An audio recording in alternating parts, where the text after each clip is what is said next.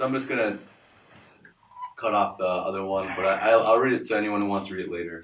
I'm going to read this one. And this one is interesting because I remember walking, and I write a lot in my head before I write it down on paper. And it's always interesting because how I start to write does not, actually the message that I was beginning with does not end with it. So in a sense, I started off with this idea of my mind being a jungle, and then it turned into this. And as I read it a few times to myself, and it was very sobering, and it actually left me in a weirdly, usually my writing gives me like this joy and kind of this, even though it's not always the brightest, but it still gives me a sense of like connection. And this one gave me a connection, but still the result of it just leaves me, okay, I'm gonna read it now. And I'll tell you the title at the end. You find yourself on an island.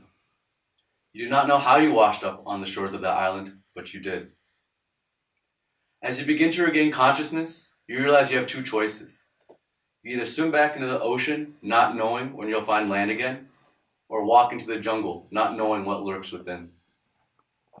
As you look out at the infinite pool meshed with the sounds and synchronized with the blueness that which carries imagery of your wildest fantasy, you realize the depths waiting for you are not worth going back into. You walk towards the jungle. Flora and fauna, dancing with the wind, invite you in. You enter the jungle, hoping to find familiarity within uncertainty. As you move in, the jungle begins to move out, expressing its diversity, complexity, as if evolving with your every step. As you begin to lose sight of the shore you once dumbfounded to find yourself on, you begin to feel the jungle was a home you always wanted, safe, secure, and reliable.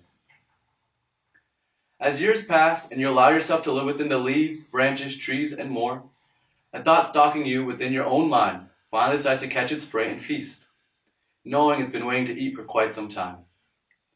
The thought is but a single word: annihilation. As you begin to wonder why this one word rudely interjected itself within your peace and solidarity, you brush it off like that of an insect. However, this insect is evolving into something you never saw. As you continue to brush off the insect, this insect begins to devour the very fabric of your reality. As the insect grows more significant, you begin to become helpless to a place you once thought was home. Within your helpless state, your will to live is disrupted. Your body begins to deteriorate, your mind dulling to a vegetative state. You feel as if the meaning the jungle once gave you is consuming the meaning for its own good.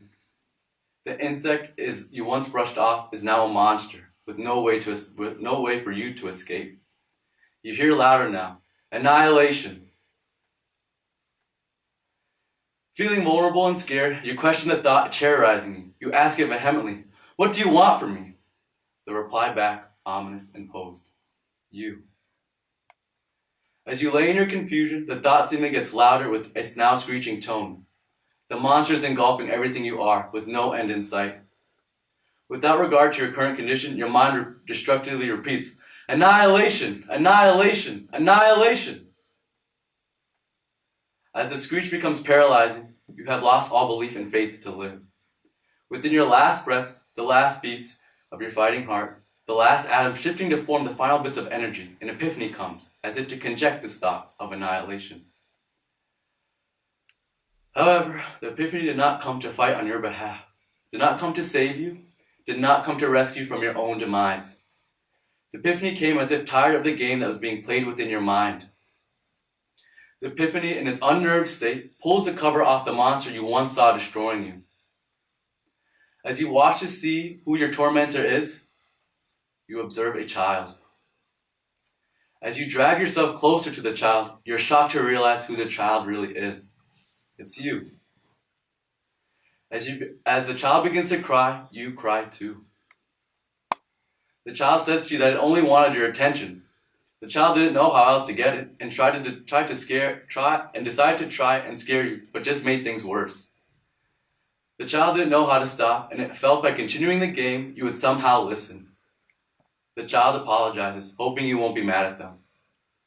As you stare at yourself, tears now gushing from your eyes, get down on your knees and hug the child. The child, surprised, hugs back. You accept the child's apology. You explain to the child you'll take care of it now. You say a simple 6-word phrase, promising the child what it always wanted to hear. You will never be alone again. As if that promise was that of lightning, giving your body juice it needed, you rise up. With every atom of your body working towards keeping the promise, you find yourself your way out of the jungle. You begin to hear familiar sounds of the beach. As you reach the shores, the waves collide as if playing with one another.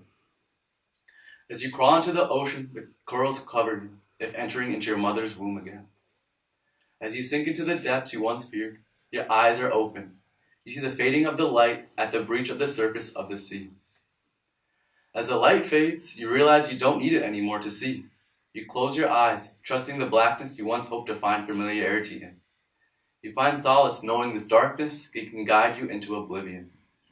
As you remember your promise one last time, you know you have everything you need to be who you wanted to be. You wake up. This is the parable of annihilation. So yeah.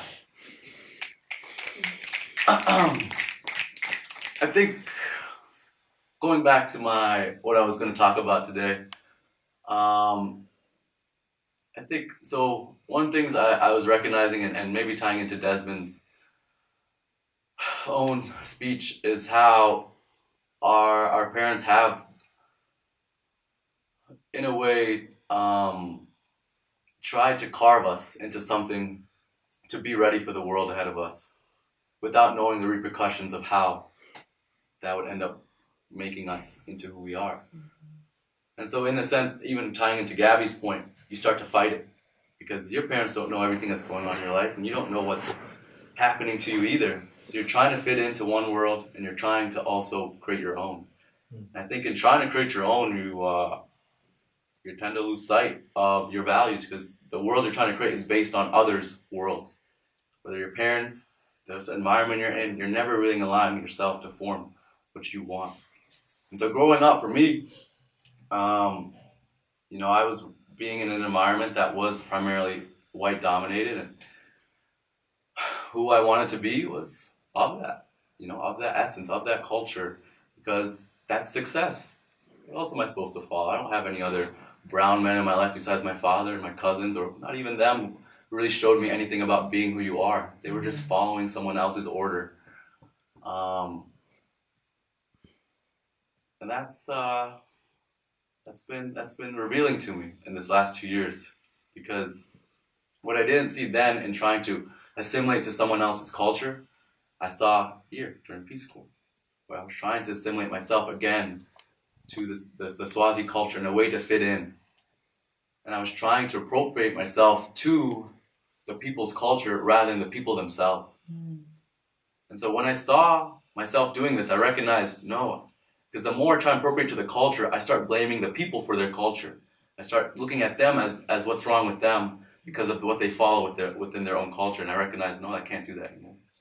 Because when I do that, I'm doing that to myself, my own culture, where I come from. Always having that pessimistic attitude, an academic sense of how life is this way of black and white in a sense, cause and effect.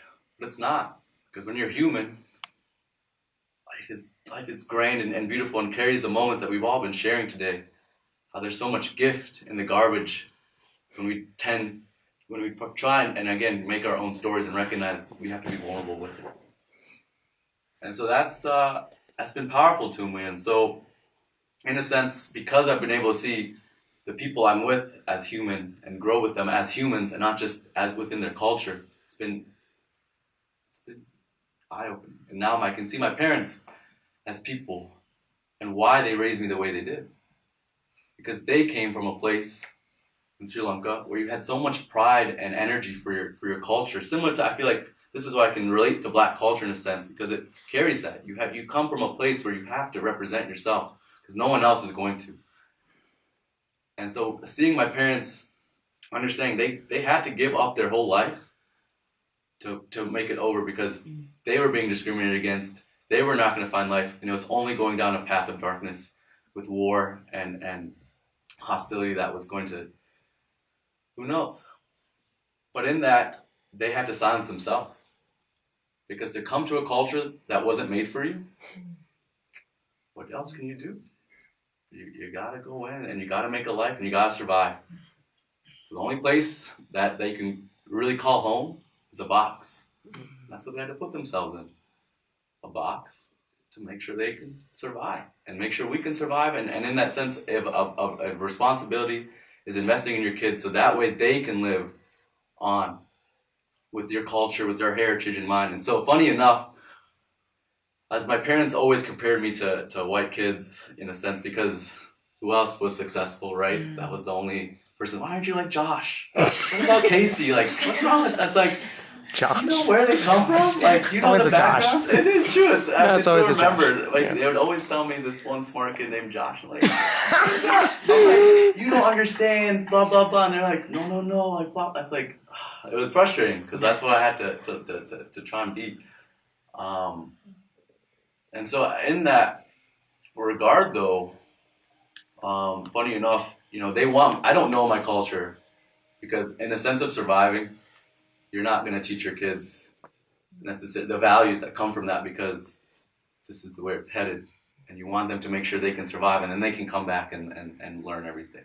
But that's not how it usually works. You usually just forget everything because you've been indoctrinated with the system of, does it really matter? Does my brownness really matter?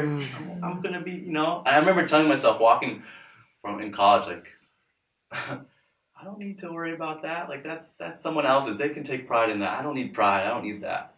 I do need pride. I do need that. And it's what gives me fire now. And so funny enough, my parents keep sending me white people speaking Tamil. they love that shit because they like to see their culture represented through other people. They like to see people taking pride in it, and they don't see their kids doing it. They want us to see that. Look, you can learn too. You can be. It's like you don't see the triggering aspects. Yeah. But you know what? This is what's powerful about it is I'm not taking it that way anymore. I'm not going to let myself be triggered because you know what? If they can learn, I can learn too. I can get there too, and I'm going to use that to empower me whenever I'm going to start soon, learning my culture, learning Tamil, and making sure that what they sacrificed to get here does not die. Does not die. Because it can't. This culture's been around for too long to just be lost to a dullness. I'm just saying.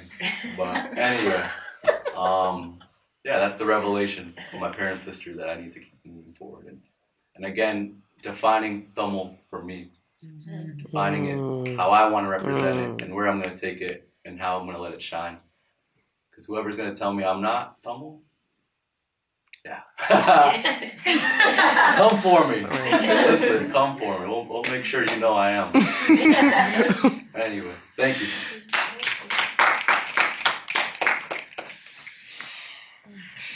Why don't you know? What has been the stumbling block? What has hindered you?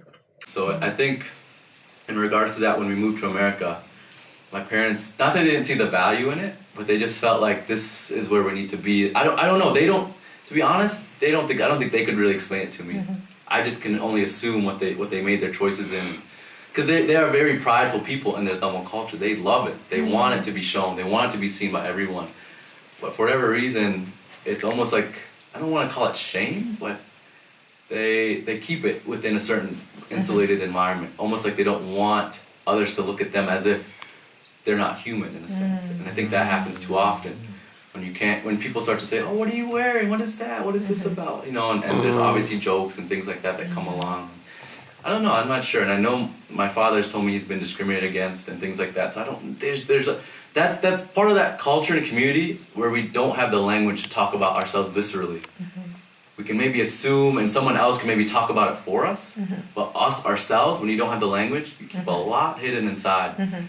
And you don't know, and a lot of that motivation and drive and how you react to your kids, I believe that's where that trauma comes from. You're passing on that trauma from your child to your parent, that neurotic tendencies, and the child doesn't know. And that's why I think part of my post was about that. in taking care of my child now, my inner child, the one I neglected because I was trying to find other means of survival, the jungle in a sense. But when you come back to that child, you're not gonna let anyone touch it anymore. It's mine now. And that's gonna be mine forever.